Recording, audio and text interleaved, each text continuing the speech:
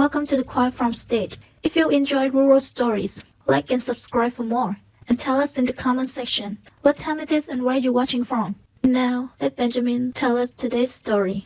He didn't leave John Deere because they wronged him. He left because he saw something coming that nobody else in Champaign County was looking for yet. 3 years later, the dealership he walked away from drove to his farm, not to apologize, but because his fields were producing numbers they couldn't explain.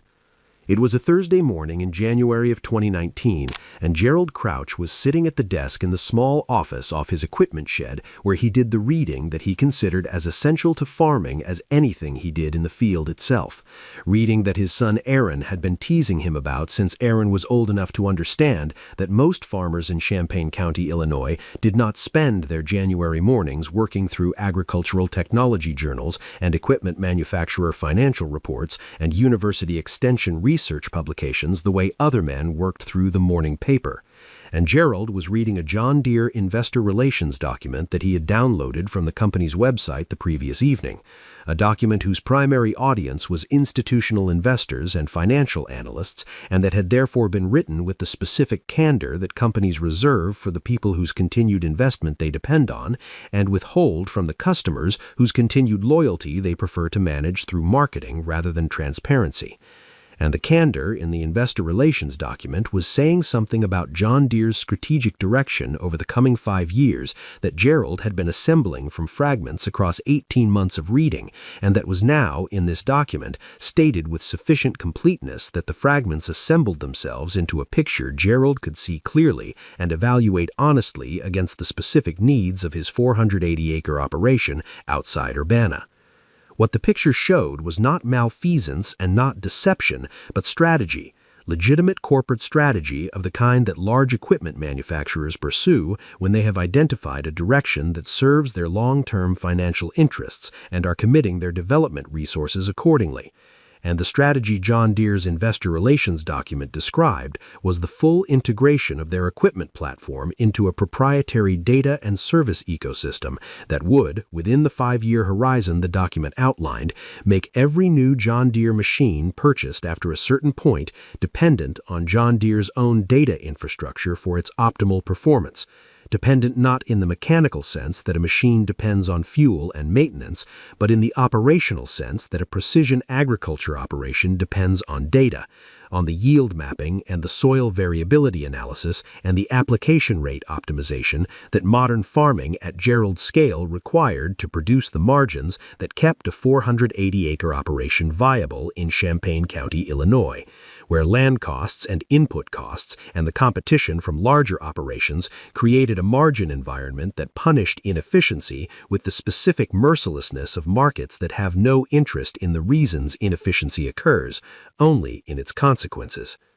Gerald had 3 John Deere machines in his equipment shed in January of 2019, a 2016 8370R tractor that he had paid $340,000 for and that represented the operational centerpiece of his farming year, a 2014 utility tractor that handled the secondary work of the operation with the reliable competence of a machine that has been correctly matched to its task, and a 2017 S780 combine that Aaron ran during harvest with the focused efficiency of a young man who has grown up around equipment and developed the specific mechanical fluency that growing up around equipment produces when the young man in question has his father's attention to detail and his own instinct for the operational feel of a machine under load. And the 3 machines were good machines, genuinely good. And Gerald had no complaint about any of them as machines, had maintained them with the thoroughness that his operational philosophy required, and had received from them the performance that good maintenance and correct operation produce. And none of that was what the investor relations document was about, and none of it was what Gerald was evaluating on the Thursday morning in January when he finished reading the document and set it on the desk beside the 18 months of fragments it had finally completed, and looked at the assembled picture and began the accounting that the picture required. Aaron came into the office at 9:30 with 2 coffee cups and found his father at the desk with a legal pad covered in the precise small handwriting that Gerald used for calculations he was working through in real time, and Aaron set a coffee cup beside the legal pad and looked at the numbers on it and said, "What are you working on?" And Gerald said, equipment decision. And Aaron said, what equipment decision? And Gerald said, whether to stay with John Deere or switch the operation to Case IH. And Aaron looked at his father and then at the legal pad and said, we just bought the S780 2 years ago. And Gerald said, I know. And Aaron said, and the 8370R 3 years before that. And Gerald said, I know, Aaron. And Aaron said, so what's the decision? And Gerald turned the legal pad toward his son and said, read the numbers in the third column. And Aaron read them and said, what are these? And Gerald said, projected operational cost differential over a 7-year equipment ownership period under John Deere's current strategic direction versus an alternative platform. And Aaron said, where are you getting the John Deere projection from? And Gerald said, from John Deere. And Aaron said, John Deere told you this? And Gerald said, John Deere told their investors this, which is a more reliable source than anything they would tell us. And Aaron looked at the numbers in the third column and looked at his father and said, this is a significant difference. And Gerald said, yes, it is. And Aaron said, you've been working on this for a while. And Gerald said, 18 months. And Aaron said, and you're ready to decide? And Gerald said, I've been ready since November. I wanted to finish the investor document before I moved. And Aaron said, what does Case IH look like? And Gerald said, I've been talking to Walt Higgins since October. And Aaron said, Walt knows? And Gerald said, Walt knows I'm serious. And Aaron said, what about Lester? And Gerald looked at his son and said, what about Lester? And Aaron said, Lester Dunn has been buying John Deere from Stan Merritt's dealership for 30 years, and he's going to have opinions about this. And Gerald said, Lester is welcome to his opinions, Aaron. I'm doing an accounting, not a survey. And Aaron picked up his coffee cup and looked at the legal pad one more time and said, when? And Gerald said, the 8370R goes first. I've already called the equipment dealer in Champaign. They'll take it on consignment starting February 1st. And Aaron said nothing for a moment and then said, all right. And that single word, delivered without drama and without resistance, was the entirety of Aaron Crouch's response to the information that the farming operation he had grown up in and was building his adult life around was about to remove every piece of equipment his father had spent 6 years acquiring and replace it with machines neither of them had ever run, which told Gerald everything he needed to know about the son he had raised, which was that Aaron trusted the accounting the way Gerald trusted the accounting, not blindly and not without question, but with the specific confidence of a person who has watched careful thinking produce correct outcomes often enough to extend it the benefit of the doubt when the outcome was not yet visible. The 8370R left on February 14, 2019, loaded onto the equipment dealer's trailer in the early morning, while the Champaign County fields were still carrying the gray stillness of a Midwest February, and Gerald watched it go from the equipment shed doorway with the specific expression of a man watching something leave that he has already fully accounted for and therefore does not need to mourn. The expression that Aaron had seen on his father's face in other versions throughout his 29 years, and that he had learned to read correctly as not coldness but completion, the look of a man for whom a decision fully made requires no emotional processing beyond the making of it, and the equipment shed bay that the 8370R left empty was filled on March 2nd by a 2019 Case IH Magnum 380 that Walt Higgins delivered personally, which was not standard dealer procedure and which Gerald understood as Walt's way of communicating the seriousness with which he was taking the relationship. And Walt walked Gerald and Aaron through the machine with the thorough professionalism of a dealer who knows his equipment completely and respects the customer enough to assume they want the complete knowledge rather than the sales version of it. And Gerald asked the questions he had prepared across the weeks of research that had preceded the purchase, specific technical questions about the machine's data architecture and its third-party diagnostic compatibility and its software update protocols, questions that Walt answered with the directness of a man who has nothing to hide about the product he is selling. And Aaron watched his father and Walt work through the technical specifications with the focused attention of a young farmer absorbing information he understood was going to matter in ways that the morning's delivery context did not fully reveal. The utility tractor went in March, and the replacement arrived in April, and the S780 combine was the last to go, sold in late April to an operation in Vermilion County that had been looking for a late-model S-Series machine, and that paid a price Gerald considered fair against the depreciation schedule he had run in January.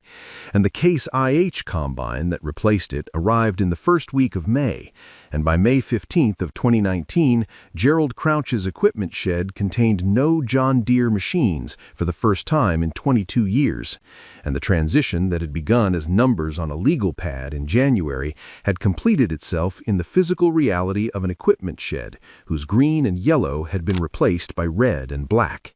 And Gerald looked at the shed on the evening of May 15th with the same expression he had worn when the 837R left in February, complete and forward-facing and without the backward pull of regret, and went inside and told Marin the transition was done. And Marin said, "How does it feel?" And Gerald said, "Like a correct decision," which was the highest category of evaluation Gerald Crouch's accounting system produced, and which Marin had learned across 34 years of marriage was both the most Gerald would say about a decision he was confident in and the most that needed to be said. Lester Dunn came over on a Saturday morning in late May with the specific energy of a neighbor who has been holding a question for 3 months and has finally decided that the question deserves a direct answer from the person who can give it.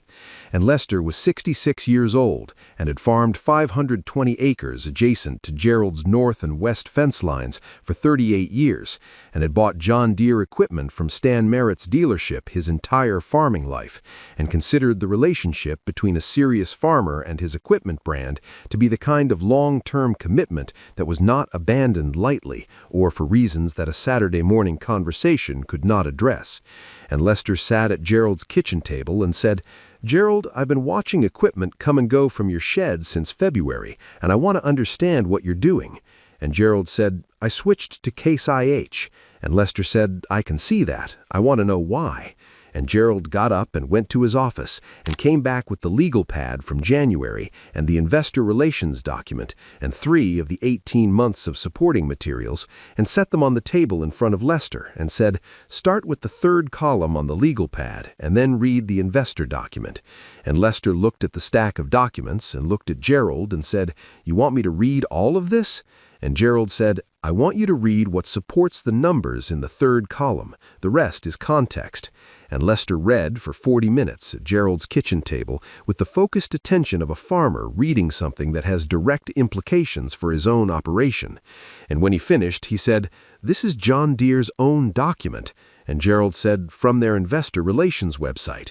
And Lester said, "And the numbers in the 3rd column?" And Gerald said, "Are the operational cost implications of the strategic direction the document describes applied to a farming operation our size over a 7-year ownership period?" And Lester said, "This is a significant difference."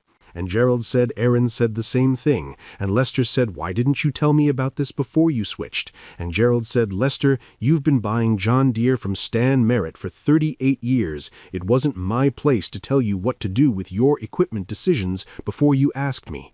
And Lester said, "I'm asking you now." And Gerald said, "Now I'm showing you." And Lester sat with the documents for another few minutes and then said, "What does Walt Hidgens say about his data architecture?"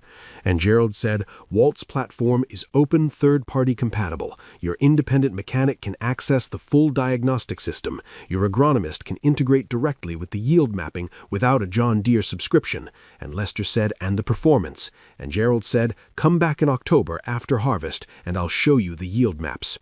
And Lester said, "I'll be here in October," and picked up his hat and went home.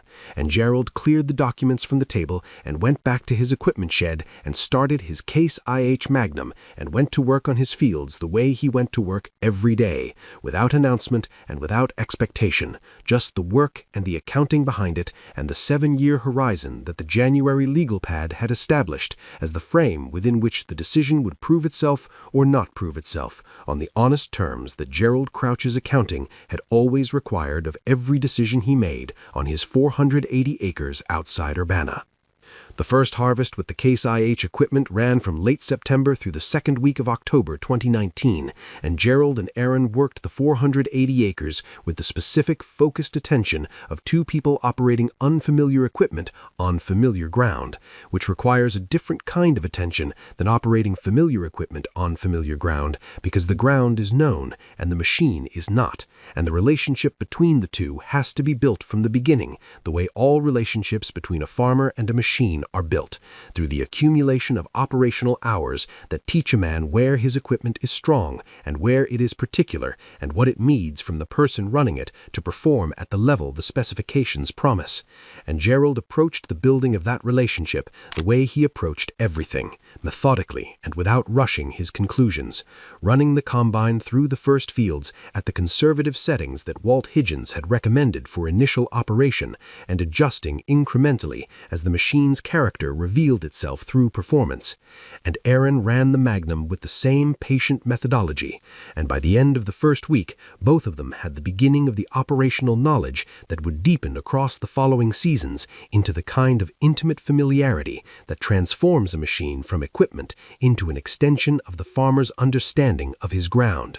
And the yield maps that the Case IH data system produced from the first harvest were good maps, detailed and accurate, and generated without the subscription architecture that Gerald's January accounting had identified as the coming cost differential, accessible in full through Walt Higgins' open platform integration and through the independent agronomist Gerald had been working with for 11 years, who connected to the new system in 20 minutes and said, "Gerald, this data is cleaner than what we were getting from the John Deere platform."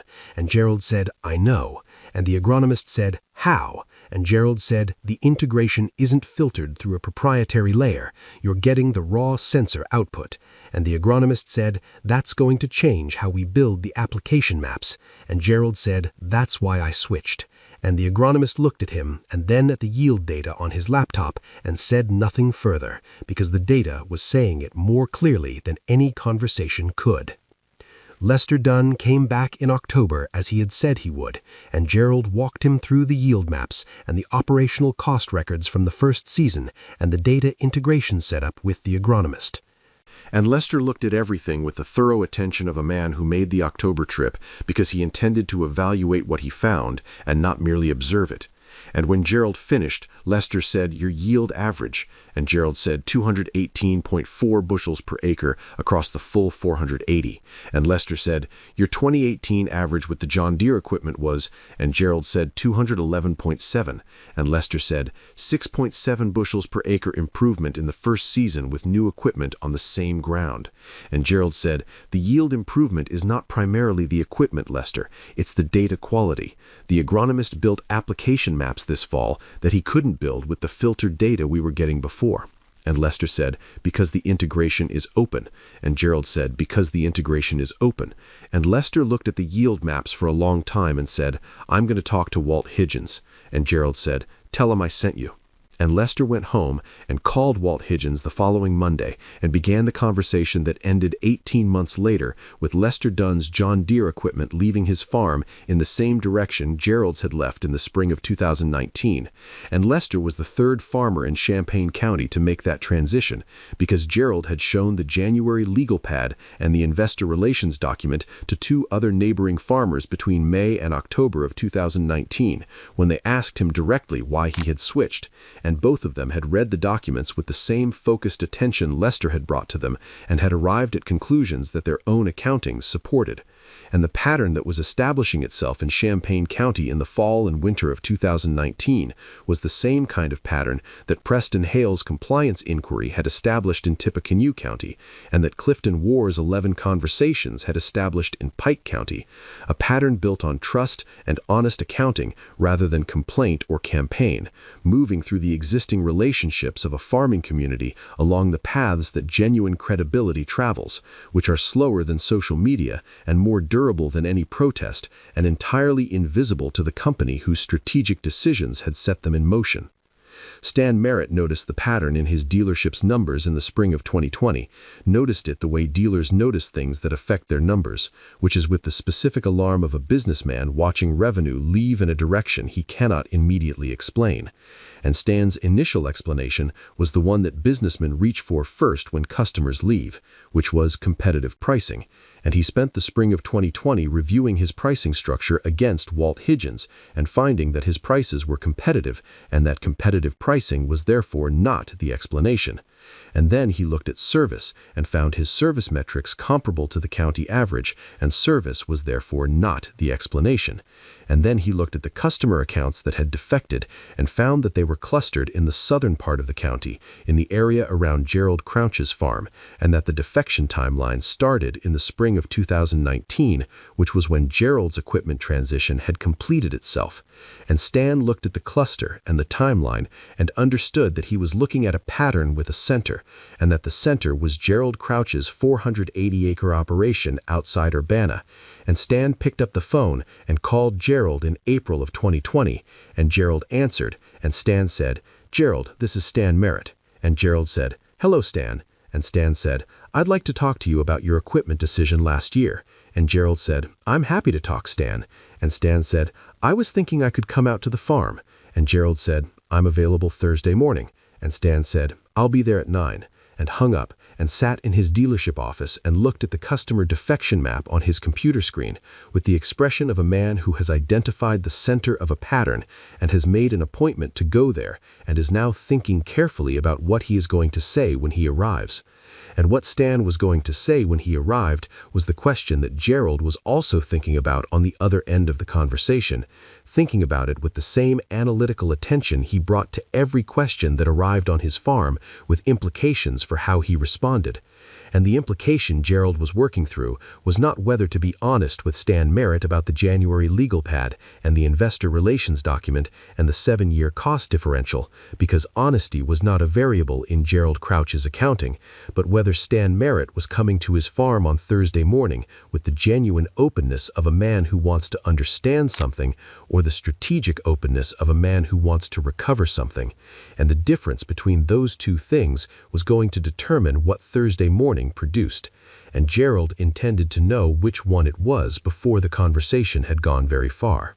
Stan Merritt arrived at Gerald's farm on Thursday morning at 8:58, 2 minutes before the 9 o'clock he had committed to, and the 2 minutes early told Gerald something about Stan that the phone call had not told him, which was that Stan was a man who respected the time of the person he was visiting enough to arrive before it rather than at it or after it, and Gerald noted this the way he noted everything that was relevant to an accurate assessment of the person he was dealing with, filed it in the column of things that counted in Stan's favor without letting it outweigh the things he did not yet know.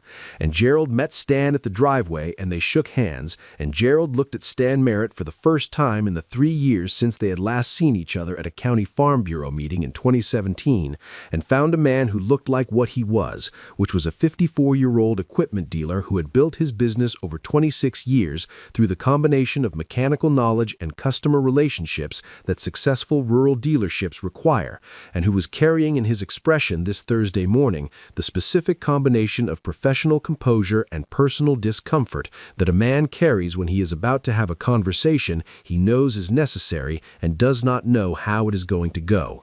And Gerald said, "Come inside." And they went to the kitchen, and Gerald made coffee, and they sat at the table, and Stan put a folder on the table that Gerald looked at and did not open, and Stan said, "Gerald, I'm going to be direct with you." And Gerald said, "I'd appreciate that." And Stan said, "I've lost 7 accounts in the southern part of the county in the last 14 months, and the defection pattern centers on your farm and your transition to Case IH in the spring of 2019. And Gerald said, "I know." And Stan said, "You know." And Gerald said, "Lester Dunn told me he talked to Walt Higgins, and 2 others told me they were considering the switch. I assumed the numbers were showing up in your data by now." And Stan said, 7 accounts, Gerald, in 14 months, representing about $4.2 million in equipment purchasing over the next 5 years at historical rates. And Gerald said, "I'm not surprised by the number." And Stan said, "Can you help me understand what happened?" And Gerald said, "What do you mean?" And Stan said, I mean, I've been selling John Deere equipment in this county for 26 years, and I've lost customers before, and I've always understood why, pricing or service or a specific incident. And what I'm looking at in this cluster doesn't fit any of those categories because your service history with my dealership was good, and my pricing was competitive, and there was no specific incident between you and my operation that I'm aware of. And Gerald looked at Stan and said, there wasn't. And Stan said, then help me understand. And Gerald got up and went to his office and came back with the January legal pad and the investor relations document and set them on the table in front of Stan, the way he had set them in front of Lester Dunn 10 months earlier, and said, start with the third column on the legal pad and then read the investor document. And Stan looked at the documents and looked at Gerald and picked up the legal pad and read it, and then read the investor document. And Gerald watched Stan read with the patient attention of a man who has given someone something important to read and is waiting to see whether they read it the way important things deserve to be read, which is completely and without rushing toward a conclusion. And Stan read completely and without rushing, and when he finished, he set the investor document on the table and looked at the numbers in the third column for a long moment and said, "This is from our investor relations site?" And Gerald said, "Downloaded November 2018. And Stan said, "And the cost differential in the third column?" And Gerald said, "Is the operational implication of the strategic direction the document describes over a 7-year equipment ownership period for a farm this size?"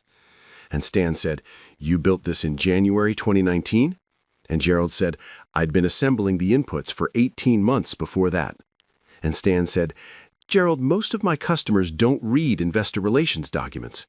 And Gerald said, "Most of your customers don't need to, Stan. But the ones who do and who understand what they're reading are going to make the decision the numbers support, and they're going to tell their neighbors why, and their neighbors are going to make the same decision if they run the same accounting." And Stan looked at the third column and said, "The differential is significant." And Gerald said, "It's the number I showed Lester Dunn and 2 others, yes." And Stan said, "And they ran their own accountings?" And Gerald said, "They're farmers, Stan. Running accountings is what farmers do." And Stan was quiet for a moment and then said something that Gerald had not expected him to say, which was, "Is he right?" And Gerald said, "Who?" And Stan said, "John Deere. Is the strategic direction in this document the direction they're actually going?" And Gerald said, "They've been executing against it consistently since 2018. Everything I've seen in the 2 years since I downloaded that document has confirmed the direction." And Stan said, "And Case IH?" And Gerald said, "Walt Higgins runs an open platform. My agronomist integrates directly. My independent mechanic has full diagnostic access. My data belongs to my operation and not to a subscription architecture." And Stan said, "And your yields?" And Gerald said, 2.18.4 in 2019, 2.21.1 in 2020. On the same ground, I was averaging 211 with John Deere equipment." And Stan said, 6 to 10 bushels per acre improvement?" And Gerald said, "The yield improvement is the data quality, Stan, not the equipment brand. The equipment is good, but the yield improvement comes from what the open data architecture allows my agronomist to do with the variability mapping that he couldn't do with the filtered output from the John Deere platform." And Stan sat with that for a long time and looked at the folder he had brought and opened it and slid a document across the table to Gerald and said, "I want to show you something." And Gerald looked at the document, which was Stan's dealership service revenue breakdown by customer category. And Stan said, 42% of my service revenue in 2019 came from the precision agriculture subscription and data management services that John Deere's platform requires. And Gerald looked at the number and looked at Stan and said, "I know." And Stan said, "You knew that when you switched." And Gerald said, "I knew that was the direction, yes, that's in the investor document, Stan. The service revenue transition from mechanical to digital is explicitly described as a strategic priority." And Stan said, "And you understood that my dealership's revenue model was going to shift with it." And Gerald said, "I understood that the cost that shift represents for your customers was going to land on farmers and not on dealers." And Stan looked at him and said, "Gerald, I'm not sure whether to be impressed or unsettled by how far ahead of this you were." And Gerald said, "I was 18 months ahead of it, Stan. That's not far ahead. That's just reading what the company told its investors and doing the arithmetic." And Stan said, "Most people don't do the arithmetic."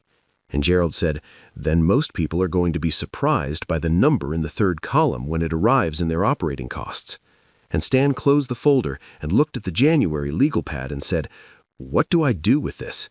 And the question landed on the kitchen table with the specific quality of a question that is genuinely open, not rhetorical and not strategic, but the honest question of a man who has read something that has changed what he understood and does not yet know what the changed understanding requires of him. Gerald looked at Stan Merritt across the kitchen table and considered the question that Stan had just put on it, which was, "What do I do with this?" And Gerald considered it the way he considered every question that arrived with genuine openness behind it, which was seriously and without the dismissiveness that genuine openness does not deserve. And then he said, "Stan, what do you want your dealership to be in 7 years?" And Stan said, "What do you mean?" And Gerald said, "The investor document describes a direction. The direction has implications for your revenue model and your customer relationships and your operational identity as a dealership. You've read the document and you've seen the third column and you understand the arithmetic. So the question I'm asking is what you want your dealership to be when the direction the document describes has fully arrived." And Stan looked at him and said, "I want it to be what it's been for 26 years, which is the place farmers in this county come when they need equipment and service they can trust." And Gerald said, "Then the question you need to answer is whether the platform you're selling in 7 years makes that possible, or whether the platform's architecture puts you in the position of being the delivery mechanism for a cost structure that works against the farmers you've been serving for 26 years. And Stan was quiet for a long time, and Gerald let him be quiet because the question deserved the silence that thinking requires, and Gerald was not a man who filled silence with words when silence was doing more useful work than words could do. And outside, the April morning was doing what April mornings do in Champaign County, Illinois, which was carrying in the air the specific combination of soil smell and warming temperature that tells a farmer that the season is arriving and that the work of the season is going to begin requiring his full attention soon. And Stan said, "You're asking me to question my manufacturer relationship." And Gerald said, "I'm answering the question you asked me, Stan. You asked what you do with this, and what you do with it starts with understanding what your dealership is for and whether the direction your manufacturer is going serves that purpose or works against it." And Stan said, "I've been a John Deere dealer for 26 years, Gerald. That's not a relationship I can evaluate on a Thursday morning." And Gerald said, "I'm not asking you to evaluate it on a Thursday morning.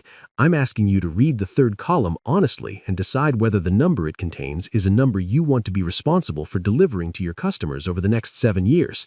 And Stan looked at the legal pad and the third column and said, "It's a significant number." And Gerald said, "It's the number your customers are going to see in their operating costs, whether you evaluate your manufacturer relationship or not. The only question is whether they see it coming the way I saw it coming, or whether it arrives as a surprise the way surprises arrive, which is after the decision that created them is too far in the past to revisit." And Stan picked up the legal pad and looked at the third column for the third time that morning and set it down and said, "Gerald, I came here this morning thinking I was going to understand why I lost 7 accounts and find a way to recover them." And Gerald said, "I know." And Stan said, "That's not what happened."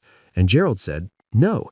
And Stan said, "What happened is I read something I should have read in 2018, and I'm sitting in the kitchen of a farmer who read it then and understood it then and made a decision that I'm now 4 years behind." And Gerald said, 2 years behind. "I downloaded the document in November 2018, and you're sitting here in April 2020. And Stan said, 2 years. And Gerald said, 2 years is recoverable if you use them correctly. And Stan said, "What does correctly look like?" And Gerald said, "It looks like a dealer who understands what his manufacturer's strategic direction means for his customers and who builds his service operation around what his customers actually need rather than around what the platform's subscription architecture requires them to purchase." And Stan said, "And if John Deere's direction makes that impossible?" And Gerald said, "Then you answer the question I asked you at the beginning of this conversation, which is what do you want your dealership to be in 7 years? And Stan sat with that for a long moment and then did something Gerald had not expected, which was laugh. Not the loud, performative laugh of a man deflecting from discomfort, but the quiet, genuine laugh of a man who has just seen something clearly that he had not seen before, and whose response to seeing it clearly is the specific amusement of a person who recognizes the gap between where he thought he was and where the conversation has taken him. And Stan said, "I drove out here this morning to recover 7 accounts, and you've given me a question that's going to take me 6 months to answer." And Gerald said, "The 7 accounts are not recoverable, Stan. Those farmers ran the accounting and made their decisions, and they're not going to unmake them." And Stan said, "I know that now." And Gerald said, "But the farmers who haven't run the accounting yet are still your customers, and they're going to run it eventually because the costs are going to make them run it. And the question is whether they run it with a dealer who has already read the third column and built his operation around what it says, or with a dealer who is still figuring out what it means." And Stan looked at him and said, "You're telling me the 7 accounts I lost are less important than the 40 I still have?" And Gerald said, "I'm telling you the 40 you still have deserve a dealer who has done the same reading they're going to do, and who is prepared to have an honest conversation about what it says." And Stan picked up the investor relations document and folded it and put it in his jacket pocket and said, "Can I keep this?" And Gerald said, "I'll print you another copy. I've read that one enough times that I know where everything is." And went to his office and printed a clean copy of the investor document and brought it back and set it on the table. And Stan picked it up and put it with the folded copy in his jacket and stood up and said, "Gerald, I want to ask you one more thing." And Gerald said, "Go ahead." And Stan said, "If I come back in 6 months with an answer to your question, will you talk to me?" And Gerald looked at him and said, "Stan, I'll talk to anyone who has read the document and done the arithmetic and is asking an honest question. That's always been true, and it's still true." And Stan nodded and picked up his folder and walked to the door and stopped and said, "The 7 farmers, did you tell them to switch?" And Gerald said, "I showed them the legal pad and the investor document when they asked me why I switched, and I let them run their own accountings." And Stan said, "You never told them what to do." And Gerald said, "It's not my place to tell a neighbor what to do with his equipment decision, Stan. It's my place to answer an honest question honestly." And Stan said, "That's what cost me 7 accounts." And Gerald said, "That's what informed 7 farmers, Stan. Does a difference." And Stan looked at him for a moment with the expression of a man absorbing a distinction that is both uncomfortable and completely accurate. And then he walked to his truck and drove down Gerald's driveway and turned onto the county road toward Urbana. And Gerald stood at the kitchen window and watched him go, and then went to his equipment shed and started his Case IH Magnum and drove it out into the April morning and began the field work that the season was asking for. And 6 months later, in October of 2020, Stan Merritt drove back to Gerald's farm on a Tuesday afternoon and sat at the kitchen table with an answer to the question Gerald had asked him in April. An answer that had taken him through a difficult internal evaluation of his dealership's direction and a difficult external conversation with his John Deere regional representative and a difficult personal reckoning with 26 years of manufacturer loyalty and what that loyalty had and had not required of him in terms of honest service to the farmers who had been his customers across those years. And the answer Stan brought to the October kitchen table was not a decision to leave John Deere, and not a decision to stay with John Deere unchanged, but something more difficult and more honest than either of those cleaner options, which was a commitment to build his service operation around what the third column said his customers were going to need, whether the manufacturer's platform made it easy or not. And Gerald listened to the answer and nodded and said, "That's an honest answer, Stan."